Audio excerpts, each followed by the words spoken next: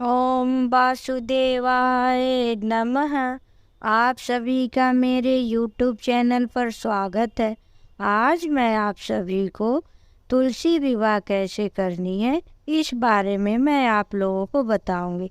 घर में जो है हम तुलसी विवाह सरल तरीके से भी कर सकते हैं। तुलसी विवाह अगर कोई भगवान का मंदिर है वहाँ तो बड़े धूमधाम से और विधि विधान से होता है, लेकिन हम जब घर में रहते हैं, हम सनातनी लोग हैं, तो हर घर में तुलसी जी रहती ही हैं और हम तुलसी विवाह करते हैं। कार्तिक पूर्णिमा से एकादशी से लेके कार्तिक एकादशी से लेके कार्तिक पूर्णिमा, ये 5 दिन में हम जिस दिन हमको सही लगे हम तुलसी विवाह कर सकते हैं। मैं आप लोगों को कोई भी पूजा पाठ सरल तरीके से इसलिए बताती हूँ क्योंकि घर में संभव नहीं है कि हम बहुत ही विधि विधान से उस तरह से कर पाए, लेकिन सरल तरीके से हमारी माताएं बहनें घर का कार्य करते हुए, ऑफिस का कार्य करते हुए किस प्रकार से कोई पूजा पाठ कर सकती हैं, इसलिए मैं आप लोगों को ये सब बताती हूँ। आज मैं आप लोगों को बता रही हूँ कि कितने सरल तरीके से हम लोग तुलसी माता का विवाह करके हम उनका आशीर्वाद प्राप्त करेंगे। इस बार जो है देव जो है 4 महीने नहीं 5 महीने पे उठ रहे।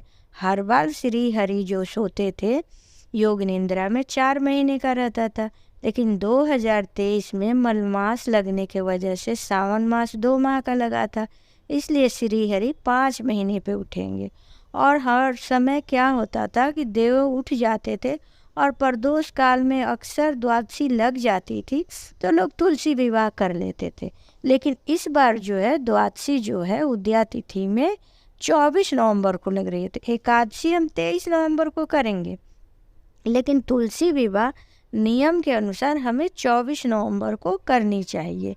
और प्रदोष काल में करते हैं तो 7:15 के अंदर हमें तुलसी विवाह कर लेनी है 24 तारीख को, दिन शुक्रवार 2023 में। तो अब मैं बता रही हूँ आप लोग को कैसे हम पूजा करें। एकादशी व्रत जो की हैं माताएं बहनें वो तो अपना एकादशी व्रत का पालना कर लेंगी। तुलसी विवाह में कोई ज़रूरी नहीं है कि आप व्रत रख के ही तुलसी विवाह करें, या आप मतलब आप जैसे बिना अन्न जल ग्रहण किए आप निरामिष भोजन करके भी, या आपका मन है श्रद्धा है तो आप विवाह करने के बाद ही आप भोजन ग्रहण करें, जैसे चाहें आप कर सकते हैं। ये सुहागन औरतें इसलिए करती हैं कि उनके भी सुहाग तुलसी माता की तरह बनी रहे, आशीर्वाद प्राप्त हो, तो इसलिए घर घर ये मनाई जाती है तुलसी विवाह का जो भी हम व्रत है। और हमारे यहाँ तो पूरे कार्तिक मास लोग दीप भी जलाते हैं, तुलसी माँ का घी का दीप। तो आइए अब शुरू करते हैं कैसे हम लोग करेंगे। सबसे पहले तो हम चौक पूर लेंगे। अगर आप मेट्रो सिटी फ्लैट में रह रही है तो कमरे के अंदर ही, नहीं तो गांव में अगर आप हैं आंगन है या छत है तो बाहर भी कर सकती हैं। तो हम कमरे में ही पहले गेरू से चौक पूर लेंगे या रंगोली बना लेंगे, जैसे आप चाहिए वैसे चौक पूर लीजिए। तुलसी माँ के गमले को हम रखेंगे, गमले को हम बहुत अच्छे लाल चुंदरी से उसको लपेट देंगे और उसके बाद से बगल में एक चौकी रखेंगे। चौकी पर आसन तिल का आसन देके हम शालिग्राम भगवान को रखेंगे, क्योंकि तुलसी माता का विवाह शालिग्राम भगवान से ही होती। लेकिन अगर आपके पास शालिग्राम नहीं है तो आप विष्णु भगवान के फोटो अगर आपके पास है तो उससे भी आप विवाह करा सकती हैं तुलसी माँ का। और नहीं तो आप लड्डू गोपाल रखिए तो वो भी विष्णु भगवान के स्वरूप है, करा सकती है। लेकिन शालिग्राम पत्थर से आप कराती हैं उनके तो वो अति उत्तम होता है। तो शालिग्राम को हम रख लेंगे, उनको भी हम तिल का आसन दे के बगल में चौकी पर उसके आगे हम एक छोटी सी गणपति जी को तिल का आसन दे के स्थापित करें। हम अपने ही यहाँ विवाह कार्य में गणपति जी को सबसे आगे रखते हैं, तो ये तो तुलसी जी हैं और हर शुभ काम में गणपति भगवान होते ही होते हैं। इसके बाद हम क्या करेंगे, तुलसी माता को जल से सींचेंगे और फूल लेके हम, अगर शालिग्राम भगवान है तो उनको पंचामृत से स्नान कराएंगे, फिर उनको हम कपड़े से धुलेंगे। गणपति जी को भी हम कपड़े से पोछेंगे। हर कार्य सबसे पहले गणपति जी का करना है, उसके बाद हम उनको आसन देंगे गणपति जी को, फिर शालिग्राम भगवान को, उसके बाद उन लोगों को हम फूल चढ़ाएंगे। और हल्दी जो है, हल्दी कच्चे दूध से हम उसका लेप बना लेंगे। वो हम शालिग्राम भगवान को 5 बार लगाएंगे, 5 बार तुलसी जी के पत्ते में या तने में उनके लगाएंगे, कि मतलब हल्दी का रस्म कर दिए। उसके बाद से हम जो भगवान है उनको हम वस्त्र अर्पित करेंगे। आप चाहिए तो गमछा या जो भी हो उनको वस्त्र अर्पित करिए या मौली अर्पित कीजिए। माता जी को भी हम लाल चुंदरी उड़ाएंगे। गमले में लपेटे हैं तो अलग है, ऊपर से हम लाल चुंदरी उड़ाएंगे। और 16 श्रृंगार का सामान जो भी हम लिए रहेंगे, जैसे मेहंदी थोड़ा सा कोन से निकाल के तुलसी जी पे लगा देंगे, चूड़ी उसमें पहना देंगे, बिंदी चिपका देंगे, और ये जो इत्र रहेगा वो लगा देंगे। भगवान को भी इत्र लगा देंगे, उनको भी जनेऊ हम अर्पित करेंगे। और गणपति जी को भी जनेऊ अर्पित कर देंगे और उनको भी पंचोपचार पूजा करेंगे।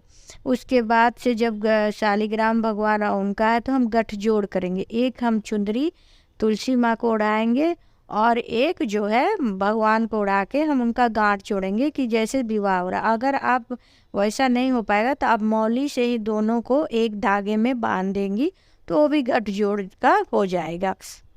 उसके बाद से गठजोड़ हम करने के बाद से एक हम लेंगे फूल का हार जो है वो तुलसी माँ से टच करा के हम शालिग्राम भगवान को पहना देंगे, शालिग्राम भगवान से टच करा के तुलसी माँ को पहना देंगे, मतलब कि जैसे जयमाल हुआ उस तरह से। उसके बाद से माँ भगवान से हम सिंदूर टच करा के तुलसी माँ के पत्तियों पर लगाएंगे, मतलब जैसे कि उनका सिंदूर दान हुआ उस तरह से। इस तरह से हम विवाह का कार्य उनका गठजोड़ करके संपन्न कराएंगे।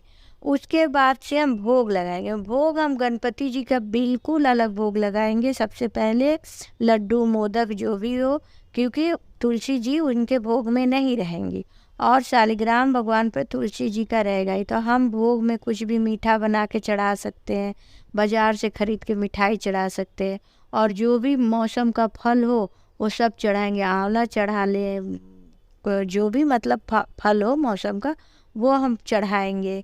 उसके बाद से हम श्रृंगार के सामान में अगर आपको मन है तो आप सोने चांदी का भी सामान तुलसी माँ को अर्पित कर सकते हैं, जैसे पायल बिछुआ। और ये सब कुछ चीज़ें जो है हम माँ को सुहा कर चढ़ा के खुद उसको यूज करते हैं। और कुछ सामान जो होता है, जो हम बहुत लोग हैं तो दान भी देते हैं। जैसे तुलसी माँ के लिए हम साड़ी चढ़ाएंगे, शालिग्राम भगवान के लिए पैंट शर्ट भी आप चढ़ा सकती हैं, या रुमाल चढ़ा दीजिए या गमछा चढ़ा दीजिए, जो आपकी इच्छा हो, जैसी श्रद्धा। अगर आप सोने चांदी का जो भी चीज़ है वो दान नहीं देना चाहती तो माता जी को चढ़ा के आप खुद भी उसको यूज कर सकती हैं। उसके बाद से हम एक बगल में कलश की भी स्थापना करते हैं, क्योंकि ये श्री हरि कलश या श्री कलश बोलिए या दीप कलश, कलश में भी मौली बांधेंगे। उसमें हल्दी और सुपारी, सिक्के, लौंग, इलायची ये सब डाल के हम कलश की स्थापना, मैं कई वीडियो में आप लोगों को बता चुकी हूँ कलश की स्थापना, तो वो भी हम 3 से अष्टदल बना के कलश की भी स्थापना कर लेते हैं। और गणपति जी की तो पूजा हम करते ही हैं। इस प्रकार से हम पूरा मंडप सजा लेते हैं। ऐसा लगता है कि जैसे माता जी का विवाह हो रहा है और हम उनके विवाह का, और उस टाइम बैठ के हम विवाह का गाना गाते हैं। हमारी दादी नानी या माँ है तो विवाह का गाना गाएंगी, और उसके बाद से माता जी को भोग लगाएंगी। आप किचन में भी खाना अगर आप बना रही हैं सात्विक भोजन, तो खाना खीर पूड़ी सब्जी सब बना के माता जी को उत्सव जैसा हम मनाते हैं, जैसे शादी में होती, उस तरह से हम उनको भोग भी लगाएंगे। तो इस प्रकार से हम तुलसी विवाह करेंगे। तो तुलसी विवाह कर लेंगे। उसके बाद से हम लोग हाथ में फूल या तिल लेके तुलसी माता की हम कहानी भी सुनते हैं, कि तुलसी माता की उस दिन क्या हम विवाह कैसे उनका हुआ और किस तरह से भगवान से उनकी विवाह हुई, इस बारे में भी हम लोग कहानी सुनते हैं। और उसके बाद से हम कहानी सुनने के बाद से भगवान की आरती करते हैं। तुलसी माँ की आरती करेंगे, शालिग्राम भगवान की आरती करेंगे, गणपति जी की आरती करेंगे। फिर उसके बाद से हम आरती का आचमन करा लेंगे। और इस प्रकार से तुलसी विवाह जो, और रात भर हम वैसे ही रहने देंगे। दूसरे दिन हम तुलसी माँ का कैसे विदाई करते हैं इस बारे में मैं आप लोग को वीडियो बना के बताऊंगी। और तुलसी जी की क्या कथा है वो भी मैं नेक्स्ट वीडियो में आप लोग को सुनाऊंगी, क्योंकि अभी क्या है कि वीडियो बहुत बड़ा हो जाएगा। तो इसलिए कैसे तुलसी जी का हमें पूजा करना है ये बात, अगर पति पत्नी दोनों ही हैं और दोनों के पास टाइम है तो दोनों साथ में पूजा करें। और माता जी से कहे कि हे माता, जब तक मैं जिंदा रहूं तब तक मेरा सुहाग बना रहे और मुझे आप आशीर्वाद दीजिए। और दोनों पति पत्नी बैठ के अगर तुलसी विवाह का पूजन करते तो ये बहुत ही अच्छी बात है। अगर आपके पति साथ में हैं, ऑफिस नहीं गए हैं, तो आप साथ में बैठ के पूजा कर सकती हैं तुलसी माता की, ये और भी अच्छी बात होगी। तो और उसके बाद से सुहाग की जो सामान है आप चाहती हैं अगर है सब जगह अलग अलग, ये तो जितना करे कम है, तो 7 सुहागनों को सुहाग का सामान आप बांट सकती हैं।